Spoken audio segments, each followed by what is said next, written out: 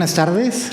Les damos la más cordial bienvenida a esta conferencia de Rita Eder, que ocurre en el marco del curso Arte Moderno Mexicano, Diálogos Artísticos en Tiempos del Corsito, un curso que se estará impartiendo en línea. Estamos muy honrados de poder comenzar con el expertise de Rita para abrir esta sesión.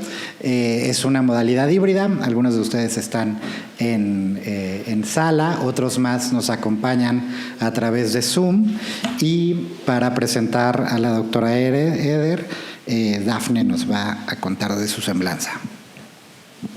Gracias, buenas tardes, bienvenidos. Y bueno, es un honor para nosotros presentar a la doctora Rita Eder, que tiene el nombramiento de investigadora emérita del Instituto de Investigaciones Estéticas en el área de arte moderno. Si bien tiene otras líneas de investigación, parte de la teoría social del arte y también al arte moderno y contemporáneo. Bueno, es una vasta trayectoria que no podríamos resumir en unos breves minutos, pero bueno, nada más diré que Rita es investigadora emérita de la Universidad Nacional Autónoma de México desde febrero de 2020. Tiene varios reconocimientos, también es miembro del Comité de Expertos del Humboldt Forum, también tiene el Premio Universidad Nacional de Investigación de las Artes, es miembro del Advisory Committee of Getty Research Institute, entre otros. Entre las publicaciones destacadas de la doctora Eder está el tiene número temático de Miguel Covarrubias. Su texto se llama El Águila, el Jaguar y la Serpiente, Miguel Covarrubias y el debate del difusionismo. También es muy conocido su libro sobre precisamente Antonio Ruiz el Corsito, Narraciones, Pequeñas Historias y Grandes Relatos en la Pintura de Antonio Ruiz, de 1935 a 1949. También otros textos destacados es sus ensayos para Desafío en la Estabilidad, Procesos Artísticos en México, y también Rita colaboró con Graciela Esperanza Donades en este libro, Surrealism in Latin America, Vivísimo Muerto. Bueno, entre otras instituciones, además de la UNAM, en donde la doctora Eder ha impartido docencia, es en l'École des Hautes Études, en la Escuela de Ciencias Sociales en Francia, en la Universidad de las Américas, aquí en Puebla, entre muchas otras. También Rita ha destacado por curadurías emblemáticas como Desafío a la Estabilidad, Procesos Artísticos en México, cual se presentó en el Museo Universitario de Arte Contemporáneo en el 2014. También la exposición colectiva con otros especialistas entre los realismos y lo surreal, España, México y Argentina, entre muchas otras. El título de la conferencia que nos imparte hoy la doctora Eder se llama Pequeñas Historias y Grandes Relatos en la Pintura de Antonio Ruiz el Corsito. Muchas gracias, Rita, y bienvenidos. Muchas gracias.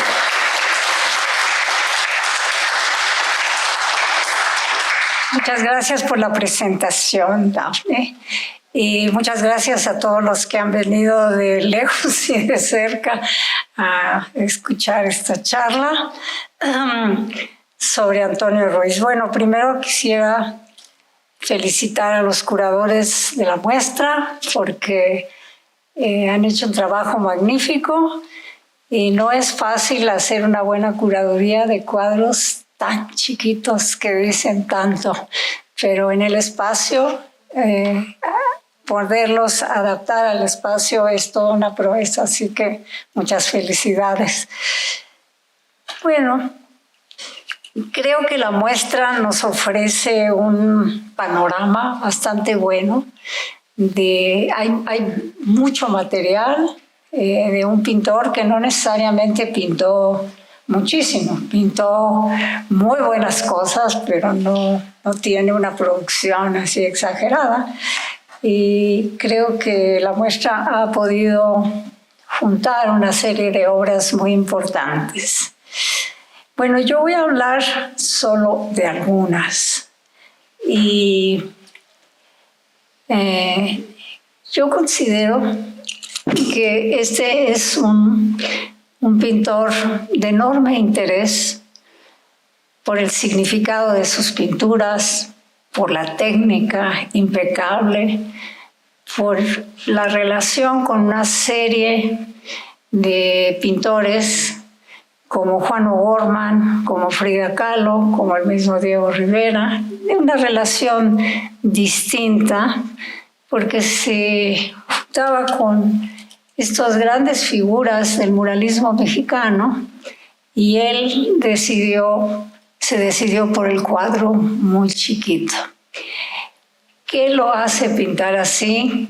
Eso es difícil de decir. A lo mejor él se sentía a gusto así, le gustaría ser un miniaturista. Y se dijo esto en la visita guiada de hoy, al estilo de los flamencos, lleno de detalles, lleno de claves. Ese es el asunto de la pintura de Antonio Ruiz. Bueno, yo he hecho un trabajo sobre Antonio Ruiz, publiqué algunas cosas sobre él y luego reuní una serie de ensayos ya en un libro donde profundicé más, pero no hablé de toda su obra, como no voy a hablar aquí de toda su obra, sino de algunos momentos que me parecen a mí interesantes y significativos.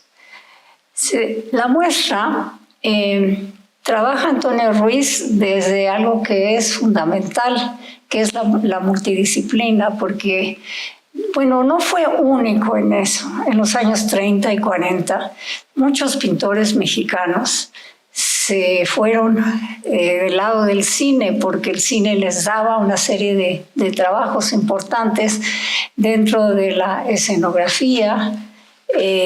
Y bueno, puedo mencionar varios, quizás el más prominente entre ellos es Günter Gerso, que fue escenógrafo de muchas películas mexicanas. Era pasión por la escenografía, pero también el hecho de que no había un gran mercado del arte en ese tiempo, y era una manera también de complementar su vivir, porque de la pintura no necesariamente podían realmente hacerlo. Pero en el caso de Ruiz, creo que fue el periodo de 1900, en los años 20, que fue a Hollywood, siempre por estímulo de su amigo Miguel Covarrubias, que le insistió mucho que él debería de ir ahí y que debería entrenarse para hacer escenografías y para hacerse un nombre. Y creo que esto fue lo que también despertó su pasión por el cine y por la escenografía. Pero antes de eso, Antonio Ruiz trabajó en la Secretaría de Comunicaciones y Obras Públicas y se dedicó a hacer mapas de México. Ese era su trabajo fundamental, y ahí conoció a quien sería un amigo de toda la vida, que fue Miguel Covarrubias. Y una de las cosas interesantes de Antonio Ruiz es que él va un poco en contra de lo que los muralistas mexicanos querían presentar como la historia de México, como el triunfo de la Revolución.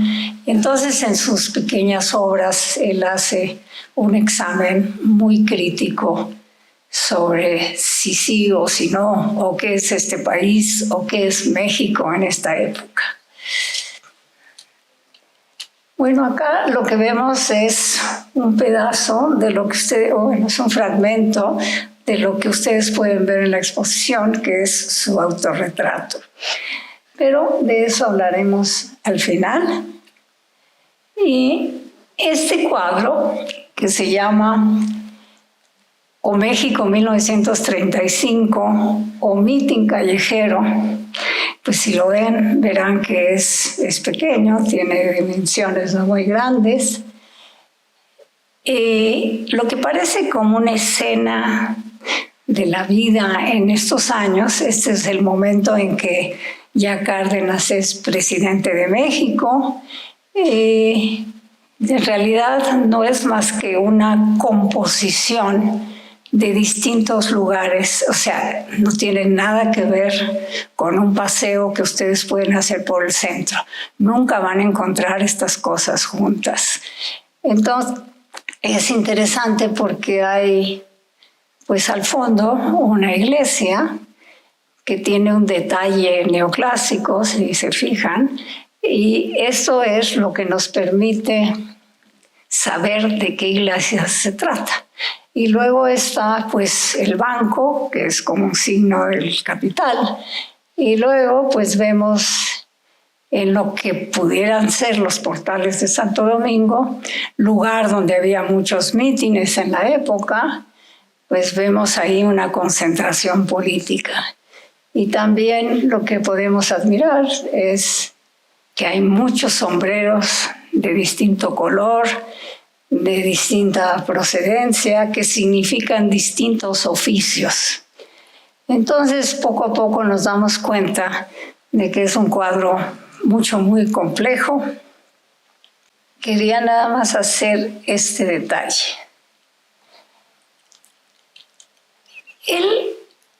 Antonio Ruiz dialogaba, es un mural de la misma época, dialogaba a su manera con la pintura mural.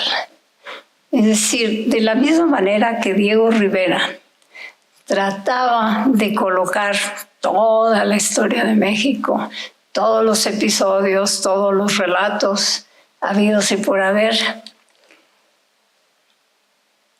yo creo que podemos ver, y lo podemos discutir después, hizo otro enfoque. En vez de describir linealmente lo que ocurría, como lo hace Rivera, que es lineal, él toma fragmentos, episodios diferentes y los reúne aquí para darnos una muy complicada historia. Bueno, una cosa que llama mucho la atención es la mezcla de lo que podemos llamar lo urbano y también con algo que parece venir de otro lugar, que es esta iglesia que después de mucho meditar es la Iglesia de la Soledad, un lugar donde hubo un movimiento religioso muy importante que se llamó ICAM, que tiene que ver con la Iglesia Católica Mexicana, un movimiento que surgió alrededor de los años 20 y que lo que quería era cambiar la Iglesia para que pudiera absorber algunos de los ideales de la revolución, lo que llamaban una Iglesia útil, que fuera útil a la gente, que se hablara solo español, que rechazaba la idea del Papa, en fin. Y entonces uno se pregunta, ¿qué hacen estos campesinos que vienen de esa iglesia? Y si se fijan, pues es una manifestación que habla ya de las distintas agrupaciones radicales que se empiezan a dar en México. Y hace este contraste muy fuerte entre toda esta parte que es mucho más urbana por la vestimenta, por las actitudes diferentes. Pero también hay un contraste muy fuerte entre la parte de abajo y la parte de arriba. Este no fue, en realidad, la primera intención de Antonio Ruiz de pintar en la parte de abajo una bandera nazi, sino lo que había es otro tipo de bandera, que es esta. Y este es el original que fue transformado en la bandera nazi y luego fue repintado nuevamente unos años después. Bueno, entonces uno se pone a pensar por qué estaba la bandera nazi y no la bandera que puede ser la bandera de la Italia de Mussolini o la bandera mexicana también. Pero todo el contexto hace pensar que puede ser o lo uno o lo otro. Hay una cierta ambigüedad aquí. No está el escudo, pero el Corcito solía pintar la bandera mexicana y veces sin escudo. para simplificar o para quitarle cierto tipo de significación. La pintada de la bandera nazi tuvo que ver con una exposición muy importante de 1940 que hizo Covarrubias sobre el arte mexicano desde tiempos inmemoriales hasta la época moderna. Y le dijo: yo creo que te van a entender mejor si pintas la bandera nazi. Era 1940 y va a tener un efecto mayor. Hay correspondencia que dice que para Covarrubias esa era un verdadero desastre. Para el Corsito, él no quería hacer eso, pero este amigo tenía mucha influencia sobre él. Es muy importante en su vida por muchas razones que vamos a ver aquí. Y luego pues vino de nuevo el repinte y la obra que ustedes pueden ver acá. Me imagino que ya todas la vieron, pero es muy importante verla porque uno se acerca y uno puede ver lo extraordinariamente bien pintada que está. Que esa es una de las cosas importantísimas que podemos decir sobre el Corsito, que era realmente un pintor de gran oficio, que pintaba, bueno, en cualquier catálogo anterior a este, en todos lados dice que pintaba al óleo, pero también sabemos que pintaba al temple o témpera también, porque su gran amigo Juan O'Gorman diría que el Corsito era un maestro para la pintura del temple. Y aquí y en el instituto de donde yo trabajo hay gente que está haciendo, como Sandra Cetina y Omelia, que están trabajando sobre la técnica y vamos a tener nuevas aportaciones, nuevas sorpresas de cómo estas pinturas que son tan chicas son tan fuertes y en parte se debe a la técnica pictórica. Una de las partes importantes es ciertamente la parte de abajo, que es como muy inquietante porque arriba pues podemos ver grandes grupos de gente y abajo está pasando otra cosa.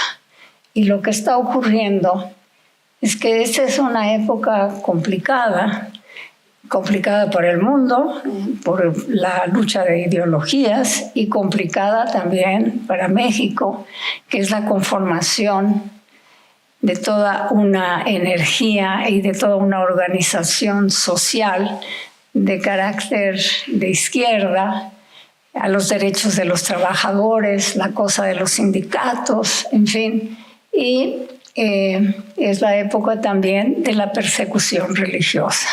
Entonces, por eso, la iglesia que está al fondo, la iglesia de la Soledad, y la marcha de todos estos campesinos y lo que pasa abajo están íntimamente conectados, porque había sectores de algunos líderes que estaban realmente muy en contra de la iglesia y que hicieron una gran persecución de lo religioso.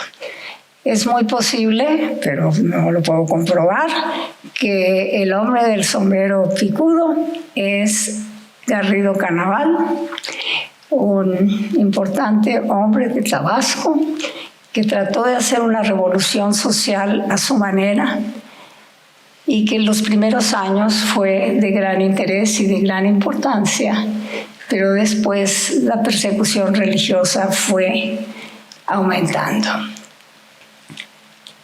Bueno, ustedes pueden ver cómo hay una mezcla de grupos sociales y de actitudes y de vestimentas y de diferenciar a partir del color, de lo rojo y de lo azul. Lo azul cobra una gran importancia porque es el trabajo, el vestido de los trabajadores, el famoso overol hecho de tela de algodón y de drill que está pintado de azul y que se vuelve muy importante en la pintura del Corsito. En fin, mucho más que decir de esta pintura. Vamos a ver con más detalle. Bueno, por ejemplo, si miran ustedes las pancartas, dicen distintas cosas. Dicen distintas cosas en el sentido de que algunas son más radicales. Se pueden distinguir las letras. En algún lado dice ahí Lenin. O sea, no todo es parejo, son distintas las ideologías. Y este es un dibujo, una litografía de la Iglesia de la Soledad, donde podemos ver en mejor detalle el modelo y podemos identificar que en realidad sí se trata de la soledad, cosa que fue importante porque nos puede indicar que esto está ligado a una facción diferente del movimiento religioso en México, que no todo eran las camisas rojas de Garrido Carnaval, donde se perseguía realmente con enorme fortaleza a la parte religiosa, sino que había esta otra opción. Bueno, estas flechitas es un poco para mostrar cómo uno ve al Corsito. Y aquí es donde empezamos a ver que el Corsito fue capaz de formar y de hacer un nuevo lenguaje pictórico. Porque ¿qué es lo que hace un lenguaje pictórico? Todo pasa muchas veces en los ojos de los que miran, del espectador. ¿Y a dónde se pone el pintor? Como vamos a ver varias veces, se pone afuera del cuadro. Se pone afuera del cuadro y trata de mirar como miran los que están observando ese cuadro. Y van de izquierda a derecha, en fin. Y aunque sea una pintura chiquitita, yo creo que tarda lo mismo mirarla bien que mirar un gran mural, porque está lleno de detalles. Cada vez se van descubriendo otro, hay animales, hay cierto tipo de plantas, de flores, hay esta cosa del Cristo decapitado y torso romano. Claro, ese es como una clave para entender o para pensar o para especular también que esta cosa de la bandera tiene que ver con Mussolini. Es decir, había una conciencia muy clara en esa época de qué significaba el movimiento de Mussolini. Y bueno, en el libro que yo he escrito trabajo mucho la posibilidad y las comparaciones con la cuestión mussoliniana, que no todo era la crítica al Partido Comunista, que no todas las suásticas son iguales, esa es la otra cosa, que no todas las banderas rojas son iguales. Y entonces, por eso digo que solo una mirada paciente y muy minuciosa puede realmente entender qué quería este artista. No todos sus cuadros convocan a esto, pero hay algunos que toman realmente mucho tiempo para entender y para ver. Bueno, el argumento que está en el cuadro tiene que ver con las publicaciones periódicas de la época. Hay muchos elementos que salen de estas revistas. Bueno, la cosa es entender la época de los años 30 y la pintura de los años 30, no solamente a través de las grandes obras de arte. Es la época en que se desarrolla aún más de lo que ya estaba el fotoperiodismo y la teoría del montaje, porque aquí ya había pasado Eisenstein y había publicado su teoría del montaje en la revista de los contemporáneos.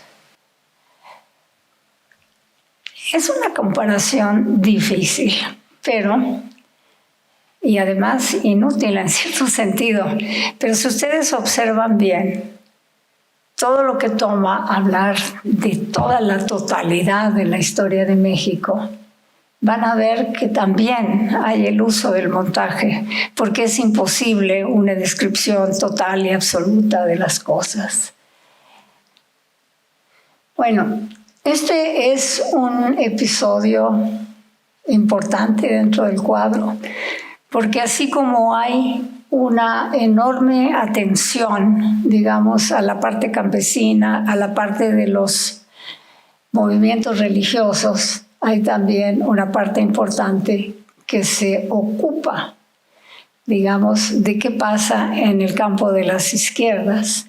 Y también este hombre importante dentro de la política mexicana de los años 30, que era Lombardo Toledano. Pero hay algo raro ahí porque le encaja un coche. Si ustedes han ido, bueno, muchas de las plazas de México no tienen necesariamente lugar para los autos. Y aquí se ve que está todo abigarrado. Lo que pasa con ese auto, y lo vamos a ver un poco después, es que hay grandes manifestaciones y grandes concentraciones de automóviles en esas calles. Y aquí tienen una mirada más cercana de este cuadro, y donde vemos que abajo se desarrolla toda otra historia. Y por un lado, pues están ciertos movimientos de izquierda que para el que pinta son legítimos y otros menos legítimos. Este es un episodio que ocurre en 1934, donde en una manifestación de 1 de mayo, y hay bastante prueba de esto en los periódicos, un negocio de joyería de unos alemanes, los Diener, habían puesto una bandera nazi para darles la bienvenida a los obreros. Y entonces los obreros arrancaron esta bandera y la pisotearon. Entonces, en efecto, esta es la historia que está detrás, pero por el otro lado, el Corsito, desde un inicio, no quiso presentarlo así. Quiso presentar el movimiento de Mussolini, o podría ser la bandera mexicana, que de alguna manera podría haber pensado que el movimiento comunista no necesariamente convenía a México. Ideológicamente, el Corsito es un personaje muy complicado. Bueno, yo traje esto porque la bandera mexicana que él presenta pues tiene algo en común con esto. Podría ser una prueba contraria para no pensar que Mussolini tiene algo que ver en este cuadro. Y entonces, pues lo importante que hay que observar, primero, que pues era un buen pintor de arquitectura, que tenía un gran dominio de la perspectiva. El cuadro, lo pueden ver aquí, es chiquito y le da una especie de monumentalidad increíble. Y entonces, por un lado, el pueblo, los campesinos, los niños, están bien vistos con cierta agrado y simpatía. Y luego están estas concentraciones, está como masas, ¿no? La idea de la masa. Y luego todo lo que es el poder está en un lugar un poco más oscuro. Bueno, hay muchas comparaciones que se pueden hacer con la fotografía de la época. Y esto es lo que tenía que ver un poco con el auto donde está Lombardo. Son los años 30, esta foto es de los años 30 y habla un poco de lo que nos espera en la Ciudad de México. Y también posiblemente en Puebla, que debe de haber mucho más tránsito del que ya había. Y es un poco el desorden urbano, donde el Corsito quiere hablar un poco, así como hay un desorden urbano, hay un desorden político, hay una serie de manifestaciones y de posibilidades para eso. Bueno, esto es interesante porque poco después políticamente se va a afianzar algo que ya estaba en el año 35, que es el trotskismo. Los movimientos de izquierda estaban muy interesados en el trotskismo porque era otro tipo de posibilidad para la izquierda. Bueno, poco después, desde luego, Diego Rivera se va a retirar de aquí y está la muerte de Trotsky y esto va a ser un episodio fugaz. Entonces, hablando de montaje, yo creo que es importante señalar que esto es un tema que Renato González Melo, que está aquí, ha trabajado mucho y yo creo que influye sobre la pintura del Corsito. Esta cosa de los nuevos usos de la fotografía y del montaje es algo que importa para este artista, que está muy influido por el cine, por la fotografía y por el fotomontaje. Que esos pequeños cuadros son ricos porque tienen todas esas posibilidades y manejan los nuevos medios. Entonces, y la pintura, desde luego, esto es muy importante decirlo, no tiene nada que ver con el realismo. Cuando hay realismo, el público, el que contempla, no tiene mucho que pensar porque todo le está dado. Esta era una de las grandes oposiciones que el grupo de los surrealistas tenían contra la literatura realista. Es que no te deja pensar, decían. Yo no digo que eso necesariamente sea así, pero es interesante ver por qué el trabajo del Corsito da para pensar mucho, porque no es lo que se llama una pintura realista. Es una pintura que tiene una serie de elementos modernos que lo hacen muy complejo. Y en ellas está, claro, el montaje, el fotomontaje y varios tipos de fotografía. Uno más. Eso se volvió importantísimo en la prensa mexicana. Y desde luego juntar todos los pasados, ¿no? Aquí está todo junto. Y yo puedo decir que México 1935 tiene ese atractivo porque tenemos edificios de distintos lugares que no están juntos y que son de otra época también. El Corsito no pintaba necesariamente la ciudad como era, sino la ciudad que le hubiese gustado. Recurre a edificios del siglo XIX, a edificios coloniales, en fin. Y pues ya pueden ver que aquí está como un poco el impulso para hacer este tipo de cuadros. Bueno, y entonces, en un viraje realmente notable, entre 1935 y 1937, pues ya tenemos algo totalmente distinto. Bueno, vamos a volver un momento al cuadro. Pues dediqué mucho tiempo a este cuadro.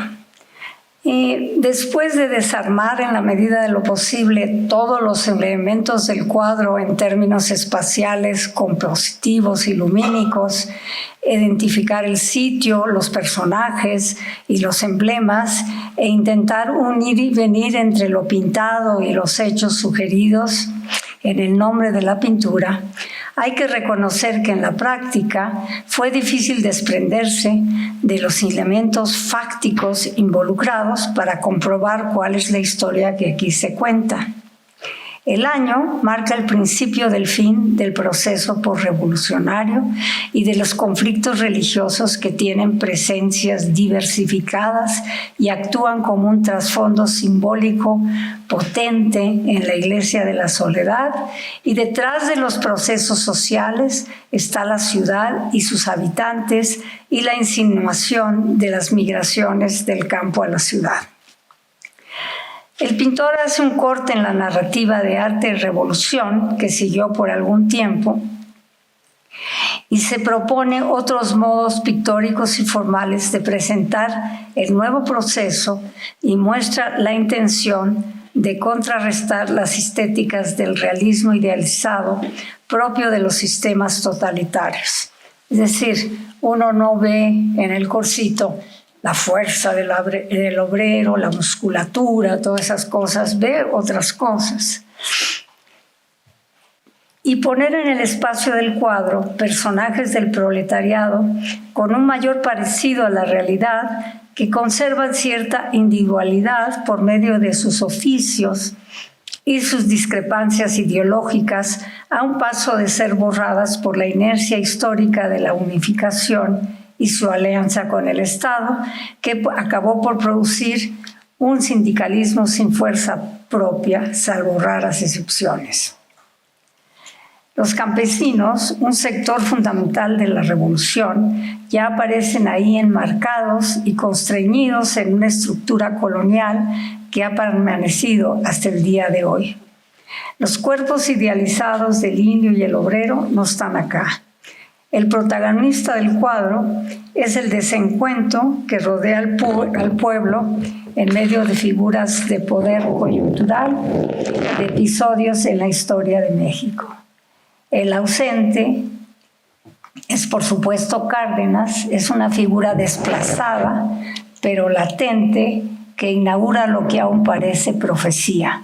México 1935 es la puesta en escena o la iconografía irónica del cambio entre la posrevolución y el nuevo orden cardenista, rodeado de testigos de diferente estirpe que terminaron por ser aliados, notablemente Lombardo, la LEA y el Partido Comunista.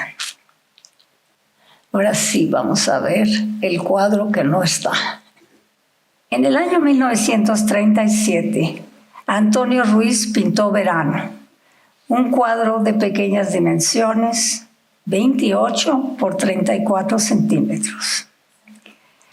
La diferencia entre un cuadro y otro, es decir, entre México 1935 y Verano,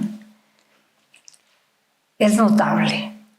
Pues México 1935, por medio del fragmento y el detalle, intenta una gran narrativa de la vida pública con una impresionante gama de actores sociales que encarnan la pluralidad de la actividad política en ese tiempo.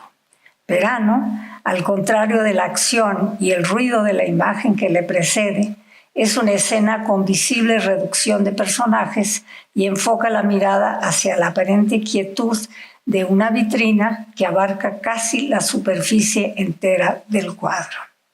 Un obrero vestido de overol, como podían verse tantos por las calles del centro en aquel entonces, y una mujer con falda larga y zapatos de discreto tacón, se ubican de espaldas al espectador que ha sido integrado al cuadro. Es un poco lo mismo que estaba tratando de decir hace unos minutos. Es decir, la mirada, nuestra mirada, migra de los personajes hacia el observador. Ellos son los que miran y duplican en nosotros el acto de contemplación. La pareja que ocupa un rincón dentro del cuadro se ha detenido ante el escaparate y asumimos que lo miran en virtud del recurso de contraste, como extraño y a la vez deslumbrante.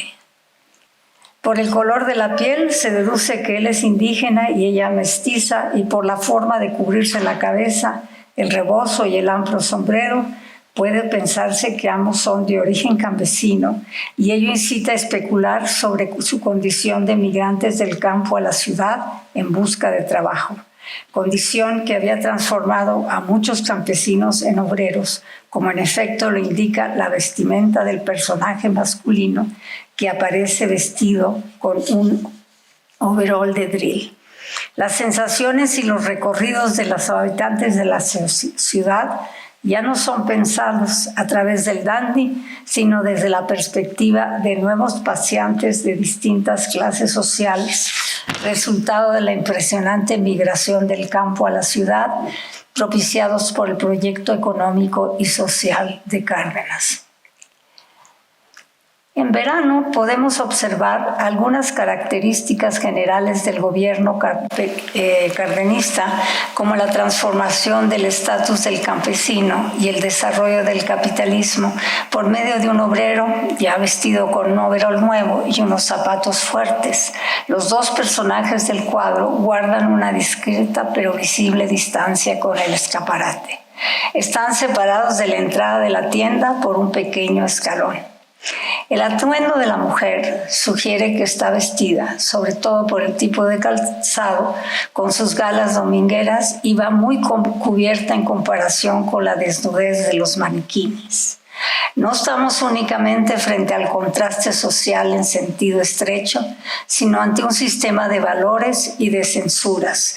Somos testigos al mirar la pintura de Ruiz de cómo la modernidad se caracterizó por ser el momento en que la mujer se desvistió.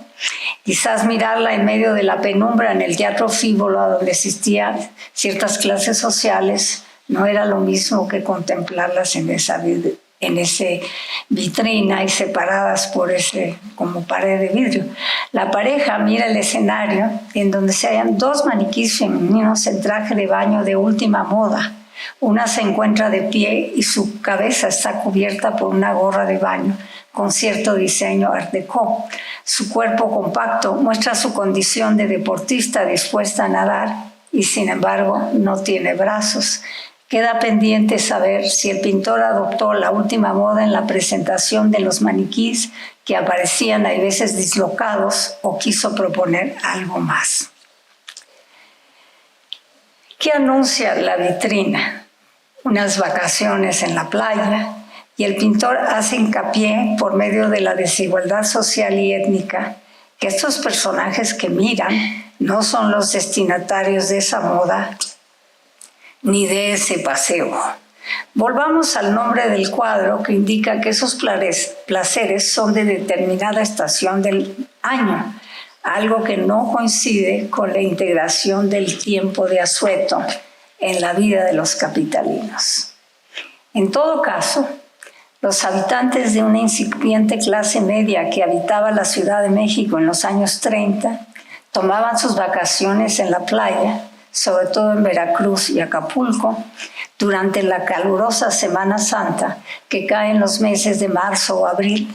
Ese verano se refiere a una cierta condición de extranjería sugerida por el título y la moda, quizá la influencia estadounidense y el impacto de Hollywood, pero también influye en la concepción del cuadro el hecho de que las diversiones, los deportes y las vacaciones tenían una mayor presencia en los medios impresos y en las tiendas departamentales.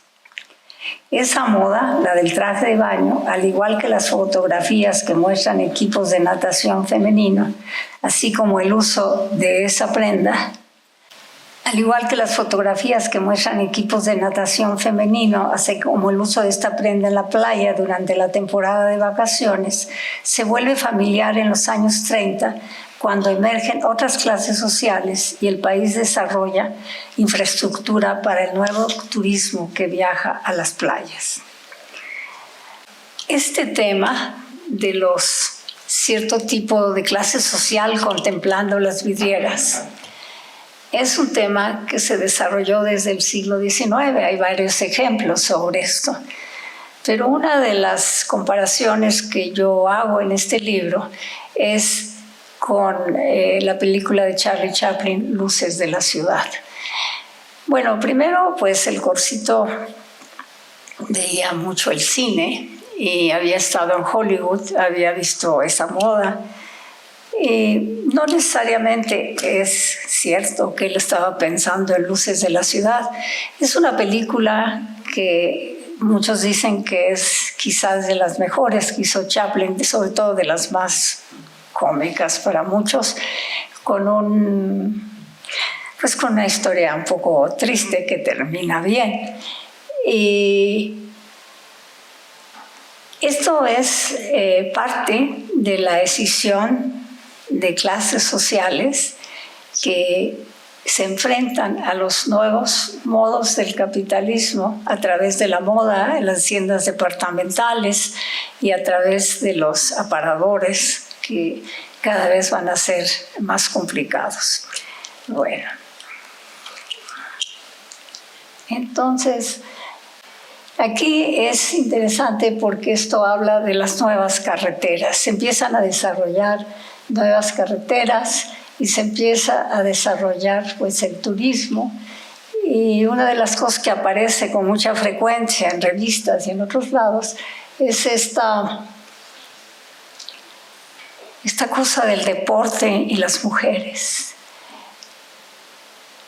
y ligado pues a la cosa religiosa de una manera extraña porque tiene que ver con la Semana Santa. Bueno, y las revistas estaban llenos de estas imágenes, y sí es una época que fue importante para las mujeres como deportistas.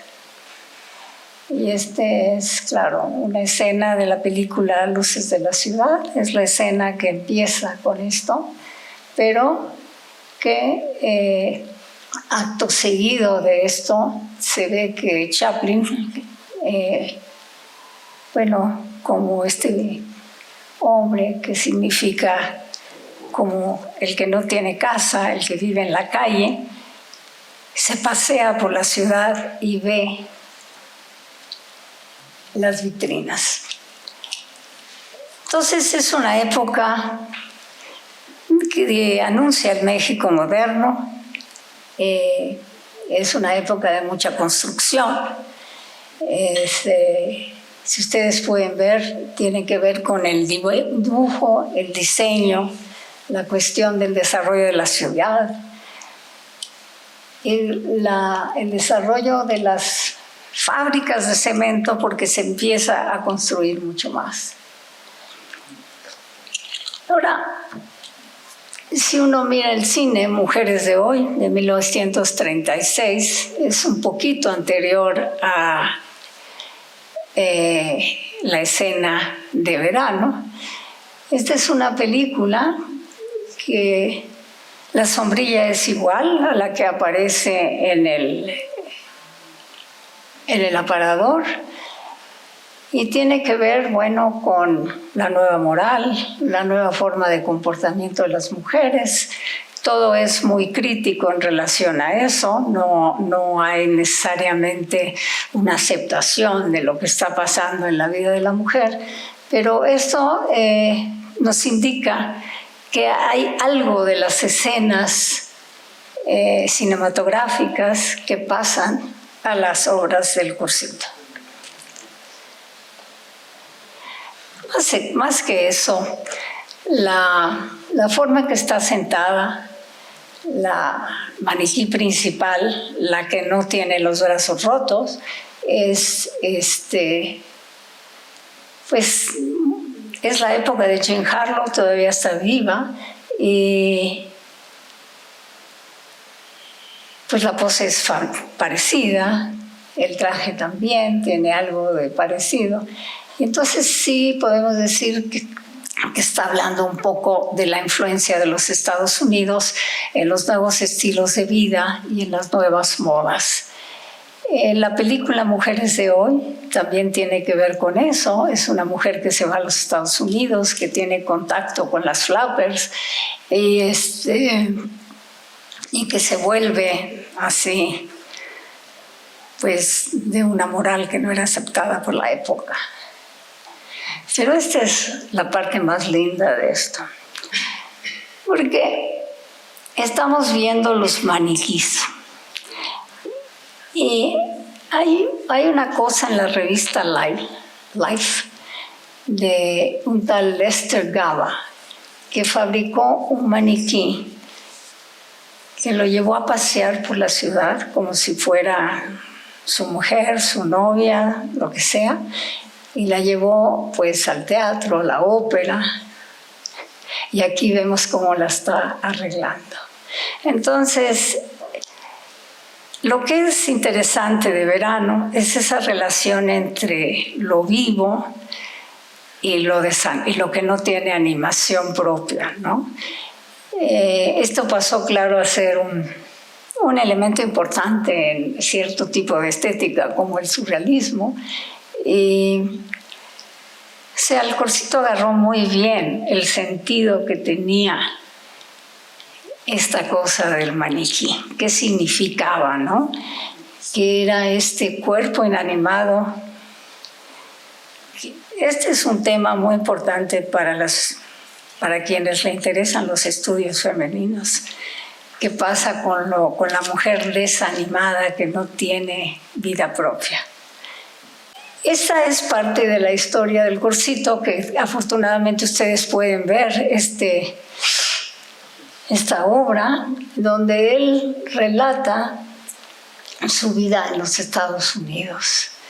Tiene esa cosa de los paseos cerca de la playa, de las tiendas, y también de cierta soledad que sufrió mucho en los Estados Unidos. Y esta es la ilustración de una carta que le escribe a su novia, con quien después contraería matrimonio. Pero esto está para que vean un elemento más que él utiliza en su trabajo, no solo la fotografía y el montaje, también la caricatura y esta cosa de lo animado. Bueno, sé, porque no lo he leído todavía, que Daphne Cruz Porcini escribió para el catálogo de esta exposición un artículo solo sobre este mural. El Corsito tenía mucha relación con el cine y con ciertas personas que estaban muy involucradas con el cine, y lo invitaron a hacer un mural para el Sindicato de Trabajadores, y aquí afortunadamente ustedes pueden ver esta obra que la quitaron, la borraron y la han vuelto a reproducir aquí. Ahora, lo que es impresionante es su dominio de los volúmenes, cómo construye arquitecturas dentro de su trabajo. Entonces, claro, como los cuadros son chiquitos, uno a veces no se fija, pero claro, él era maquetista, tenía estudios de arquitectura, acercamiento a la arquitectura, y podía construir muy bien una pintura. Tenía varias cualidades para trabajar, inclusive dentro del formato un poco más grande. Bueno, pues estamos esperando que salga él. Bueno, yo tengo una idea que creo que no es muy fácil de probar, pero que se me ocurrió porque sé que veía mucho cine y que en este país se exhibió la película importante de Eisenstein, donde todo ocurre en las escaleras. Y entonces pensé, ¿qué hacen las escaleras ahí? Porque también es como una superposición que hay acá. Y tiene que ver con un retrato de la revolución, un retrato de la revuelta. Entonces, pues es un enigma más, porque aquí vemos la industria cinematográfica, pero nos vemos interrumpidas por una manifestación y esas escaleras que no sabemos qué están haciendo ahí, más que una referencia, que eso es lo que yo creo que él hace mucho, pone claves, pone referencias a otras cosas. Bueno, pues hemos llegado al cuadro, yo creo que no menos complicado, porque esto sí está lleno de claves. Y esto es como una alegoría de la nación, en cierto sentido. La pirámide de Cholula es un mapa que hizo Marquina desde abajo, muestra todas las superposiciones. Se ha hablado mucho de México como un país de capas y de superposiciones, y me pareció que esto funciona bien con el cuadro de la Malinche. Bueno, la Malinche es un personaje histórico desde la época de la colonia y desde un poco antes. Y siempre se presentaba con gran dignidad, con este bonito traje y claro, con la cruz, porque ella se adaptó, o eso quisieron pensar que se había adaptado. Pero los muralistas, ya en la época de los años 20, la Malinche empezó a ocupar un lugar muy difícil en la cuestión mexicanista. Es la extranjera y la traidora. Y después se va a reivindicar de muchas maneras, y es cuando se inventa el término malinchismo. El malinchismo es el que adora todo lo extranjero, y eso lo inventó un hombre que se llamaba Rubén Salazar Mayén, y no necesariamente venía de las izquierdas, sino del lado contrario.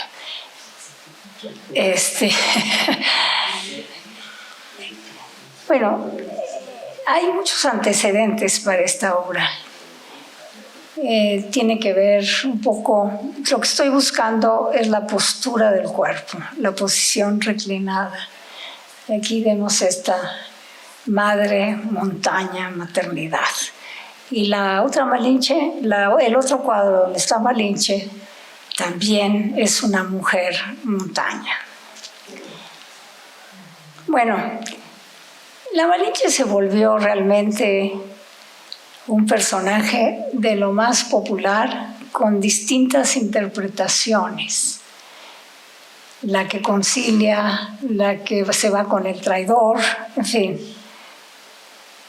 Aquí hay expertos en Malinche, así que la historia es muy compleja y muy larga. Pero a mí se me ocurrió que este cuadro no existiría sin Miguel Covarrubias. Bueno, no sin Miguel Covarrubias, sino de la coyuntura de esta amistad que los llevó a trabajar juntos en 1938 en la Feria del Pacífico. Covarrubias se le pidió que pintara 8 murales de esos portátiles. Los hemos podido ver aquí en México. Y dijo, pero yo solo no puedo hacer ese trabajo tan rápido, porque era en 6 meses. Entonces buscó de nuevo a su amigo Antonio Ruiz y estuvieron trabajando juntos todo ese tiempo hasta terminarlos.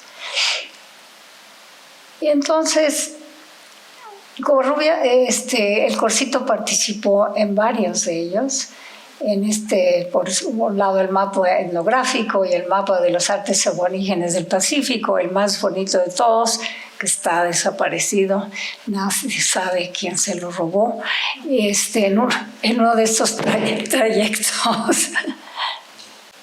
Bueno, si recuerdan el cuadro que lo acaban de ver, ella es una mujer acostada sobre un territorio. Y esta idea de la mujer acostada sobre un territorio es pues esta idea de que el cuerpo político, la imagen política, se podía representar por medio de una mujer sobre un territorio. Y claro, esta también es un mapa. Yo he llegado a la conclusión que el Corsito era un hombre que estudiaba mucho, que leía mucho, que tenía una gran cultura, porque no se pueden hacer estos trabajos sin esto, que sabía mucho de pintura. Y esta es la Magdalena Penitente. Y porque también analicé mucho el pelo de la señora que está acostada, que ahora vamos a verla más de cerca. ¿Qué pasa con el pelo y cuál es su relación con la Magdalena? ¿Qué está haciendo la Malinche en esa cama? ¿Está dormida? ¿Está pensando? ¿De qué se trata? ¿Por qué está en esa posición? Entonces, una cuestión puede ser que esté presentada como un cuerpo político y otra cuestión puede ser que esté presentada como la melancolía. Una meditación sobre la patria, en fin, pueden ser varias cosas. Ahora, es un cuadro precioso. Es una cosita así, lo van a ver. Pero tienen que mirarlo. Yo como me pasé viendo todo esto mucho tiempo, hay un montón de cosas, porque esa montaña, que es probablemente el lugar de la gran pirámide de Cholula con la iglesia encima, que es la Conquista, y esa pirámide está rajada, cortada. Nada es gratuito. Luego hay un gran rayo en la pared y una serie de... pues está descarapelada la pared. El gran rayo puede ser una alusión, y aquí hay un astrónomo que me puede corregir, un arqueoastrónomo, puede tener que ver con el volcán, la Malinche, con esa cosa del trueno. Y la cama, como pueden ver, no es necesaria una cama como algunos piensan que está en los prostíbulos, podría ser, pero también es una cama económica que se vendía en la época. Y esta es la ciudad de Cholula en cierto sentido, y ella está cobijada, pero ella también es como un territorio, como un terreno, tiene un montón de accidentes geográficos encima del cuerpo. Bueno, sin duda, hombre que era fotógrafo ha de haber pensado en esto. Estas son fotografías que yo tomé, no son del Corcito. Pero creo que las referencias son claras, ¿no? Es decir, ese camino que baja, en fin, creo que es posible que esto sea tomado del paisaje de Cholula mismo. Hay que ver cómo está pintado también. Habla del trauma de la conquista también, de cierta forma, con esa cosa que está abierta ahí y que es como un vacío, como una cañada.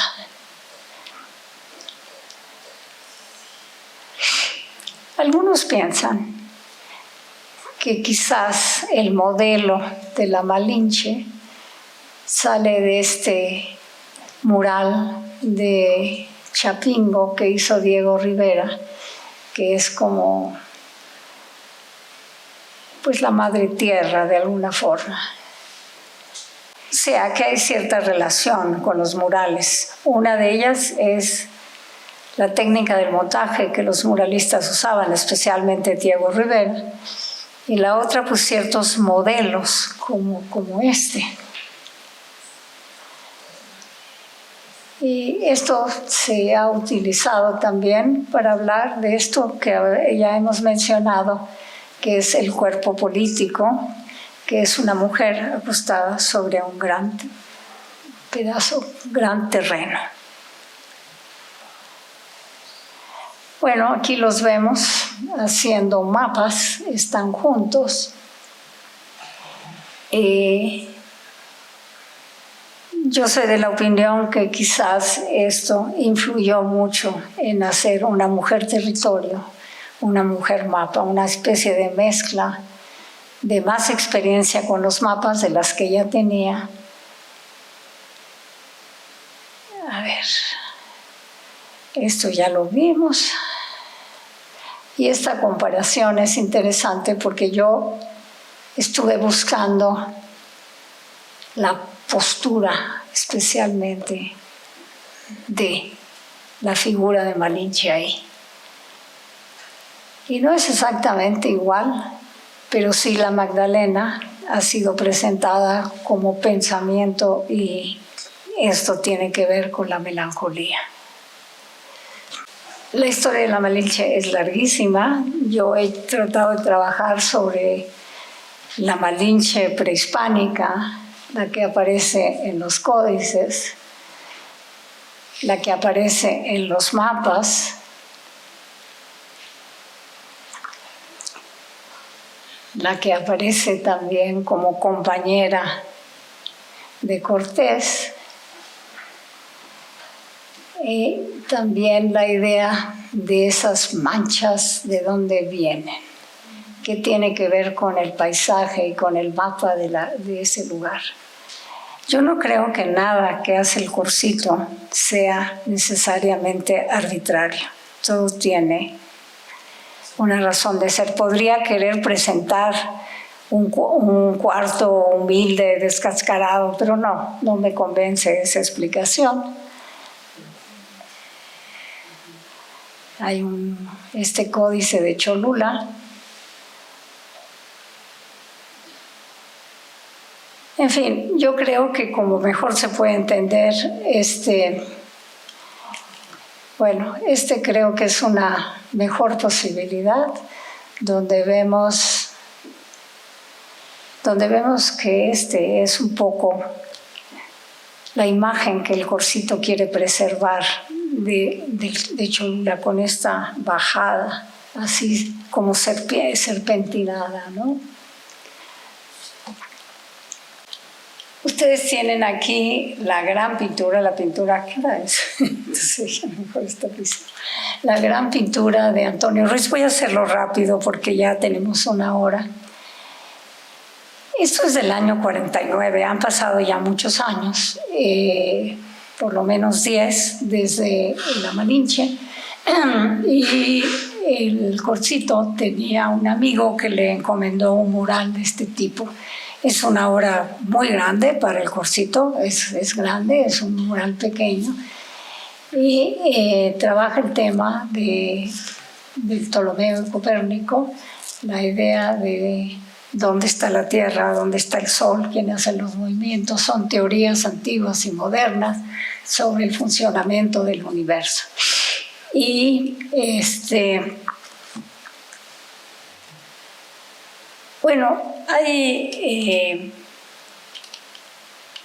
hay una muy gran amistad entre Juan O'Gorman y Antonio Ruiz, y es posible, porque esto es posterior,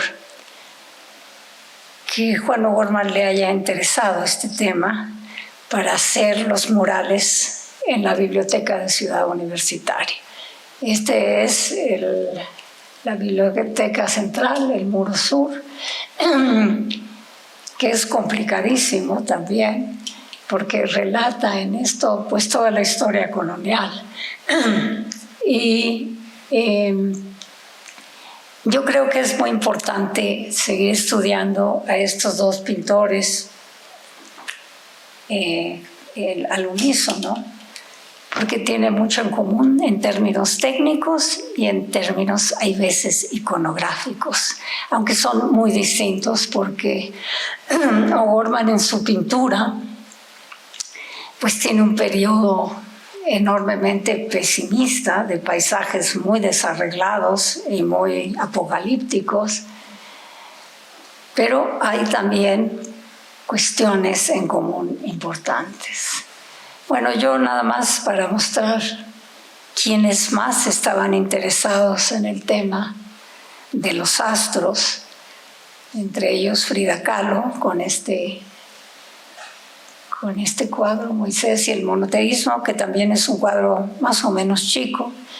Y otro punto de interés para este trabajo es ver qué tienen en común ellos dos. A ver. Y para finalizar, pues esto es un diálogo, como sea, es un diálogo de cierto tipo. Este autorretrato de Juan O'Gorman es de 1950 y él se retrata a sí mismo dividido en varios aspectos, como el arquitecto, como el pintor, en fin, con mucha dignidad. Hay también una serie de elementos muy interesantes que tienen que ver con el deporte. Está ese diablito que está ahí. En fin, hay una serie de elementos donde él se presenta un poco profundo y desarreglado, las dos cosas. Entonces, yo creo que de alguna manera, y creo que de esto hay pruebas, el Corsito no estuvo tan feliz de la adopción de Juan O'Gorman de su tema Ptolomeo y Copérnico y decidió autorretratarse con una cierta crítica a la idea del pintor como genio.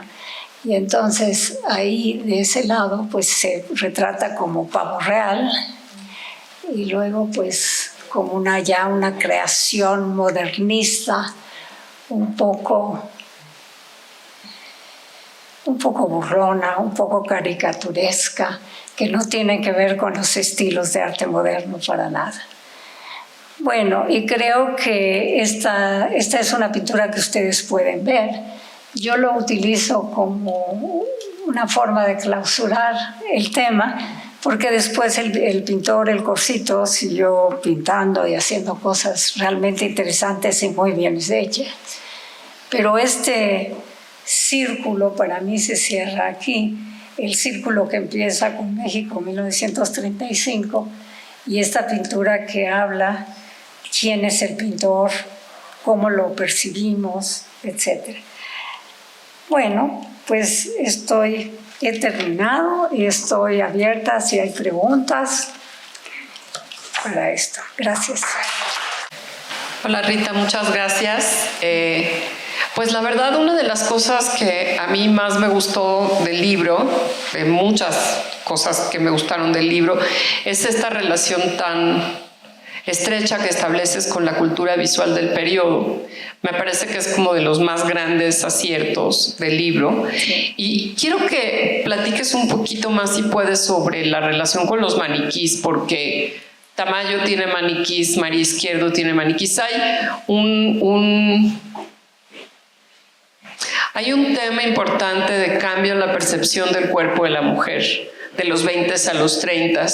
¿Qué piensas que está pasando con este cambio en los 30 como para convertir a la mujer en un maniquí? ¿Qué otras relaciones con el cine estableces? No sé, estoy pensando en Metrópoli o con la pintura de gente como Todix.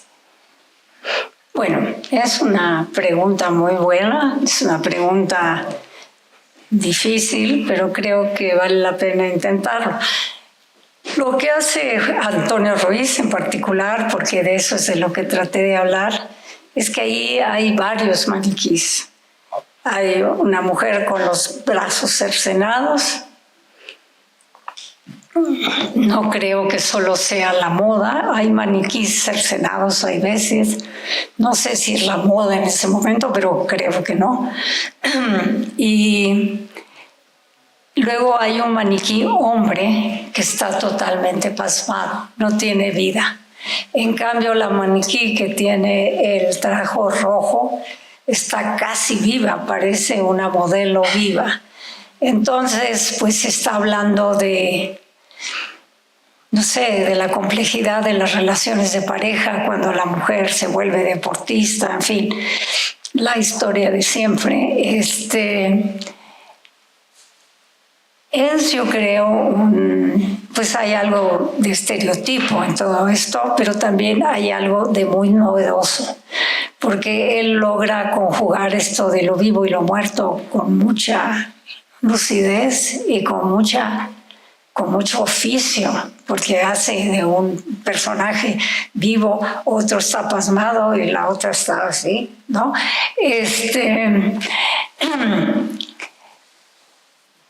Yo creo que tiene que ver mucho con la idea de lo bello, de una nueva belleza, y de la idea de la moda y de lo glamoroso, y también creo que tiene que ver con la mercantilización de la figura de la mujer. Eso sí me queda claro. Creo que eso queda muy claro en la película de Chaplin, Luces de la Ciudad, donde él está viendo una vidriera. Es una película que está muy vacía de elementos, ¿no? Muy austera. Pero en esa vidriera está una escultura que parece maniquí, pero no es maniquí, pero no es escultura. Entonces Chaplin, al igual que el Corsito, juega con estas cosas visuales. Y entonces lo que yo creo que pasa aquí sí tiene que ver con el ritmo del cine también. No solamente porque se copian los estereotipos, sino porque está inserto en esa vidriera la idea de una múltiple relación ahí. No solamente nosotros que miramos de un lado para otro, nosotros que estamos afuera y vemos las espaldas, sino la relación entre los maniquíes. Yo creo que en parte esa podría ser la respuesta, pero la idea de un cuerpo artificial es viejísima. Es parte de la cultura francesa en el siglo XVII, un poco antes, donde se empezaron a hacer pequeños robots o esas máquinas con autómatas. Sí. Y también es esta idea de... Yo creo que tiene que ver con el doble también. Yo creo que por ahí puede ser que vaya la cosa con el doble y con el... Bueno, tiene que ver con el inconsciente, ¿no? Porque cuando presentar a una mujer cercenada, sí, podría ser. No sé, es una buena pregunta. No tengo todas las respuestas, pero un cierto acercamiento, pues sí. Gracias a ti, Débora, por la pregunta. Muchas gracias por la charla, Rita. De verdad, tu trabajo ha sido pues, una gran inspiración para esta exposición y es un placer iniciar este curso contigo. Una de las cosas que a mí más me llamaba la atención de la Malinche del Corsito es, ya sabemos que es alguien ambiguo, que nunca te va a dejar saber su intención, pero es la novedad de solo representar a Malinche además monumental, es decir, la autonomía representacional que tiene Malinche en el cuadro del Corsito no la tienen otros repertorios. Siempre es Malinche y Cortés o Malinche y otra cosa, y aquí es ella misma. Quizá la explicación de ser una alegoría puede ser una de las razones, con toda la genealogía de la alegoría o del mapa, pero quería saber qué pensabas sobre eso. Sobre lo que acabas de decir. Sobre la autonomía representacional, que la representa sola. Bueno, en primer lugar, el término malinchismo se acuñó en 1938, si no me equivoco, por Salazar Mayén. Y yo creo que es un rescate de la Malinche, de la figura de la Malinche en una época de conflictos ideológicos, de conflictos sociales, en una época donde está rehaciéndose el papel de la mujer. Nosotros creemos, hay veces, que todo se inventó ahora, pero no es así. En 1910, en 1920, en 1930, hay varios movimientos que tienen que ver con la idea y la figura de la mujer. Yo creo que para él la cuestión geográfica jugó un papel muy importante. El hecho de que hubiera la pirámide de Cholula, ahí está. El hecho de que hay ese cerro de la Malinche, lo que podría ser un importante hito geográfico en México. Es decir, creo que ustedes dijeron en la visita guiada que le interesaba el cine, pero también le interesaba mucho la geografía y las ideas sobre la geografía. Entonces, no sé si estoy contestando tu pregunta o ya me fui para otro lado. Y yo creo que los elementos femeninos en el Corsito nunca son claros. O están enrebosados o miran para otro lado. Solamente en 2 o 3 ocasiones están con la cara clara, levantada, etc. No sé si son sus propias concepciones o sus propias dudas, pero ciertamente un buen trabajo sería ese, porque cuando las mujeres están más descubiertas son en los fifís que marchan así, Antonieta Rivas Mercado y Lupe Marín, que son mujeres que no necesariamente parece respetar. Están las prostitutas o lo que se cree que son prostitutas, pero la mayoría de las mujeres están algo semiocultos. Puede ser su idea personal, ¿sí? ¿Quieres decir algo? No. Bueno, yo creo que hay una defensa de la Malinche como concepto. Yo creo que está en contra de la idea de la extranjería y del malichismo y de todo eso. Creo que está rescatando pues un tipo de mujer que le parece interesante, y también parece que la modelo que le sirvió a él, la modelo para la Malinche, fue algo muy entrañable para él. Entonces no sé a dónde está lo personal, a dónde está lo alegórico, a dónde está lo político y a dónde está lo histórico. Yo creo que todo junto. Si quiere leo una en línea. ¿Sí? Marcos Aguilar pregunta, doctora, ¿en qué posición ideológica se encontraba el Corsito en aquellos años 30? Pues eso es la pregunta de los 64,000 pesos. Pues yo solía pensar, y mucha gente que ve las pinturas del Corsito dicen que es un hombre conservador, más bien hacia la derecha.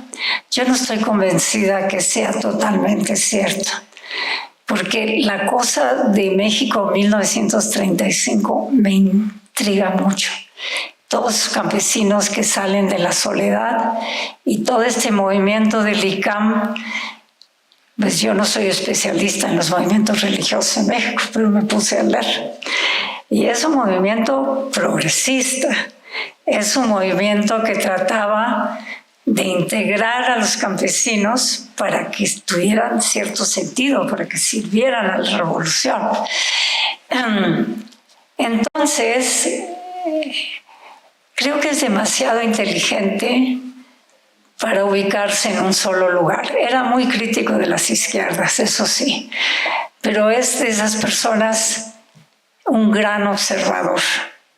Y así como era un gran observador para componer sus arquitecturas, sus cuadros, los remates, todo es de un detalle impresionante. Así veía la sociedad. Obviamente no estaba con Garrido, porque hacía cosas un poco complejas y desagradables, como quemar a los santos y hacer que las familias, que la gente que era religiosa lo fuera a presenciar. La persecución religiosa en México, como todos lo saben, en los años 30 fue duro. Él no estaba con eso, ciertamente que no. Pero parecía estar más cerca de los trabajadores, a quien presenta de forma más objetiva. Y yo creo que yo no me atrevería a decir que era plenamente de derecha ni nada de eso.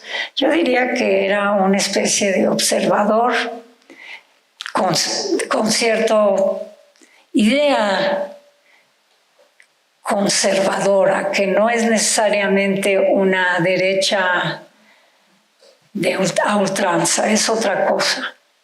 Era como el doctor O'Gorman, en cierto sentido, el otro O'Gorman, ¿sí? Gente que era abierta a las ideas, pero que ideológicamente tenía su independencia.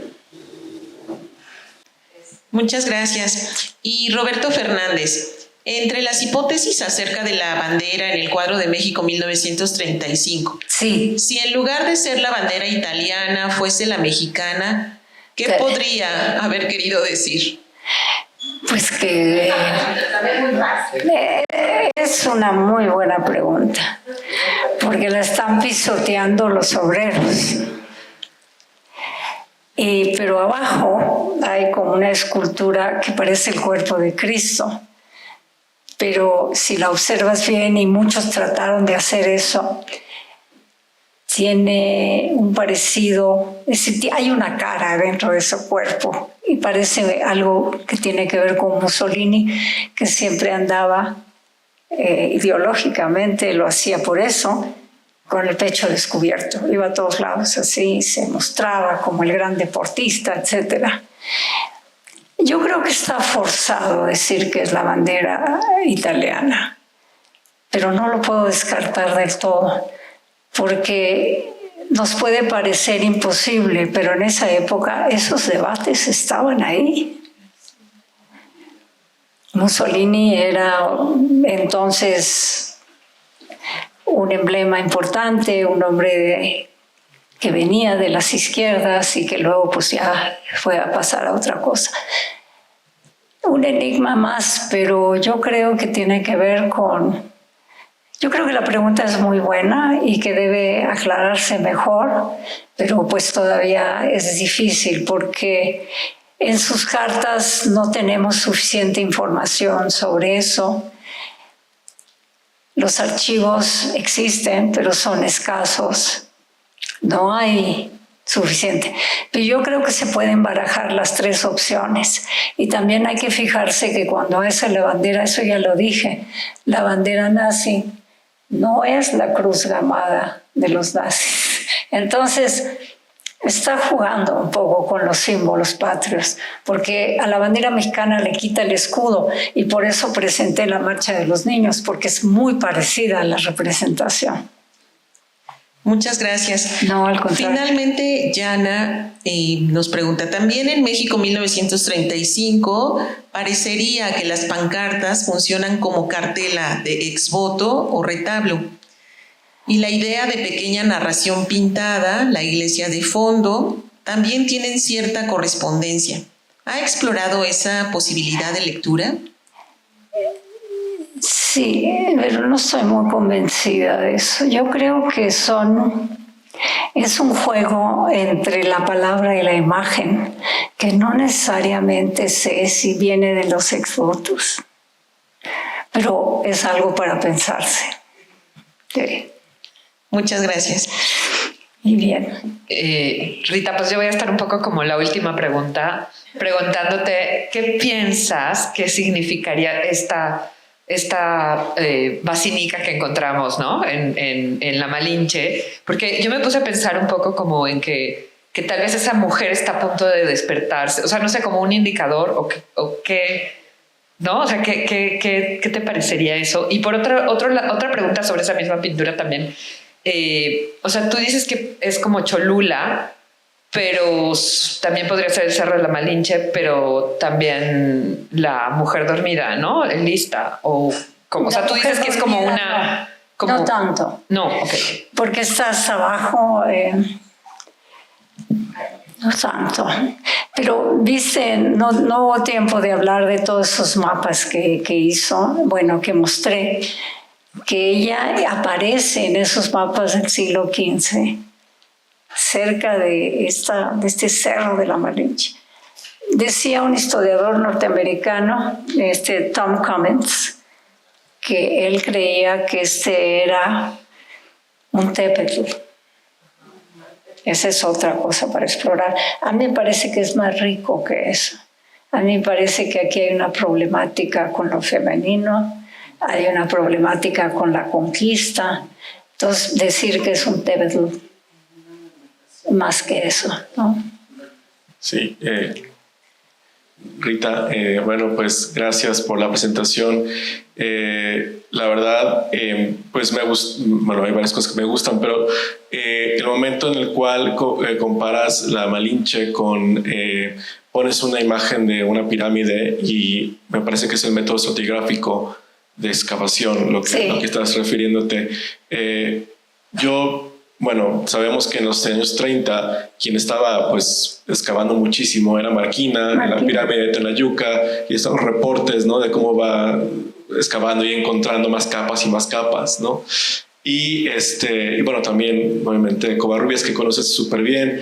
He aprendido tu trabajo que él estaba reescribiendo o quería reescribir la noción o problematizar la noción de cultura madre. Entonces yo me pregunto si Malinche, además de mestizaje, puede ser una reflexión hacia la noción abstracta de cultura madre. Pues yo creo que es una buena pregunta, la verdad, sinceramente creo que es bien. Yo creo que todo lo que es la Malinche, y por eso puse este dibujo estratigráfico de Marquina, porque creo que a eso va, ¿no? Él quiere partir de la idea de un México de capas y capas y más capas, ¿no? Y también mostré esa cosa de la madre acostada ahí, y toda su relación con Covarrubias y toda la experiencia sobre los mapas del Pacífico Norte lo tienen que haber llevado a una posible idea de estas. A mí me gustan esos cuadros, los tres, muchos, pero creo que la Malinche es lo que más me intriga, porque creo que tiene muchas posibilidades y tú acabas de mencionar una importante. Y pues estuvieron ahí 6 meses, eran muy amigos, no se veían tanto, pero 6 meses tienen que haber platicado mucho. Y al hacer esos mapas que tenían que ver con antropología, arqueología, con clima, tienen que haber conversado varias cosas. Es una idea interesante que creo que se puede explorar mejor. Así que ya les toca a ustedes hacerlo. Yo ya estoy encorsitizada. Bueno, pues muchas gracias. Ha sido muy grato.